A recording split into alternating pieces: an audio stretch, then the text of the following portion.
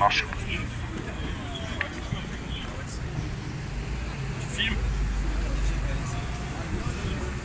Bonjour à tous, je vous remercie de vous être déplacés ici dans un délai aussi court. La situation internationale exige de notre part, une fois de plus, des efforts supplémentaires.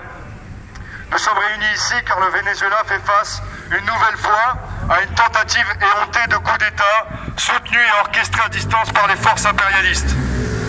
Ce n'est pas la première tentative de ce genre. Déjà en 2002, un coup d'État, rapidement fêté comme le triomphe de la démocratie par les bourgeoisies impérialistes des quatre coins du monde, avait échoué grâce à la mobilisation du peuple vénézuélien. L'opposition démocratique que l'on nous vante à longueur de journée dans les médias est en réalité la représentante des secteurs les plus réactionnaires de la bourgeoisie vénézuélienne. Elle n'est rien d'autre que l'opposition des monopoles capitalistes importateurs liés à la mafia du marché noir et au trafic de devises et du pétrole. Cette opposition, qui se prétend l'expression légitime de la majorité du peuple, n'est en fait pas capable de convaincre les travailleurs vénézuéliens, car ces derniers ont bien compris que son programme ne représente pas les intérêts des masses populaires. Ces pseudo-démocrates ont donc besoin de tout le soutien, l'expérience et la logistique que peuvent leur fournir les puissances impérialistes habituées au coup d'État, que sont les États-Unis, l'Union européenne et leurs marionnettes.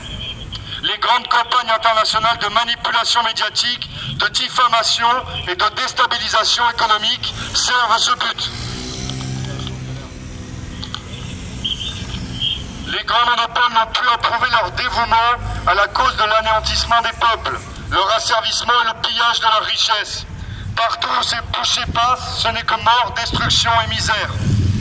Le Venezuela les intéresse au premier lieu parce que sur son sol se trouve la plus grande réserve de pétrole connue au monde.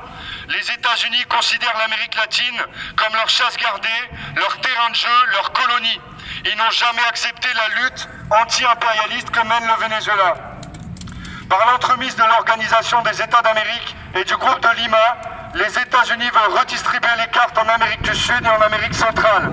La tolérance de l'impérialisme envers les précédents régimes sociaux-démocrates ayant cédé des concessions au peuple travailleur est terminée. Camarades, la situation est explosive. Les États-Unis ne négligent pas la possibilité d'une intervention militaire, comme évoqué indirectement par Donald Trump, tweetant que toutes les options étaient sur la table. Le Brésil est frontalier et Jair Bolsonaro est l'émanation des monopoles brésiliens, retrouvant des visées impérialistes régionales plus développées. L'UE a soutenu la tentative de putsch en cours et Emmanuel Macron a salué, selon sa propre expression, les centaines de milliers de Vénézuéliens qui marchent pour la liberté. La Colombie, elle aussi, est récemment entrée dans l'OTAN. Ici, nous affirmons que les travailleurs ne seront pas dupes du jeu des impérialistes. Nous voyons sous nos yeux nos exploiteurs accuser ensemble un pays dans le but de l'asservir totalement. Ce qui se passe au Venezuela et dans le reste de l'Amérique latine n'est pas déconnecté de ce que nous vivons ici. Soutenir la lutte du peuple vénézuélien, c'est affaiblir le système impérialiste mondial. C'est non seulement ce que nous pouvons faire, mais aussi ce que nous devons faire en tant que travailleurs. C'est notre intérêt de classe.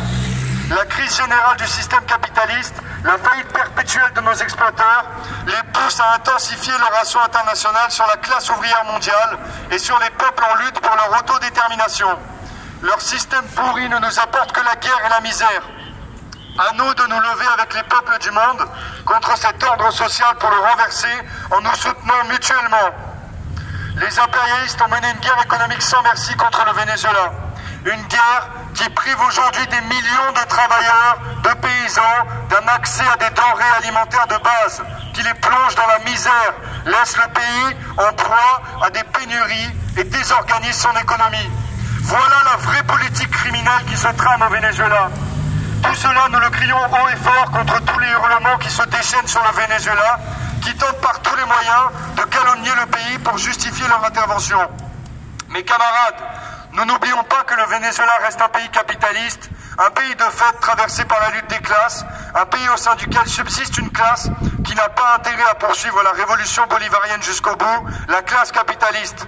La crise économique est le fruit des déstabilisations impérialistes, mais la seule voie pour la réponse aux besoins sociaux du peuple vénézuélien, c'est la planification et la socialisation de l'économie. Cela, nous le disons aussi avec nos frères du Parti communiste du Venezuela et de la jeunesse communiste du Venezuela. Pour la défense de la patrie souveraine, amplifions l'alliance anti-impérialiste. Nous nous joignons à leur demande de mise en place immédiate du contrôle ouvrier sur la production et de la socialisation des monopoles comme seule issue par le haut à la crise actuelle. Nous appelons à poursuivre et intensifier les manifestations de soutien au peuple vénézuélien en lutte pour son droit à l'autodétermination et à la souveraineté populaire. Face aux manœuvres impérialistes et aux tentatives de coup d'État, soutien à la révolution bolivarienne et au peuple vénézuélien. Merci.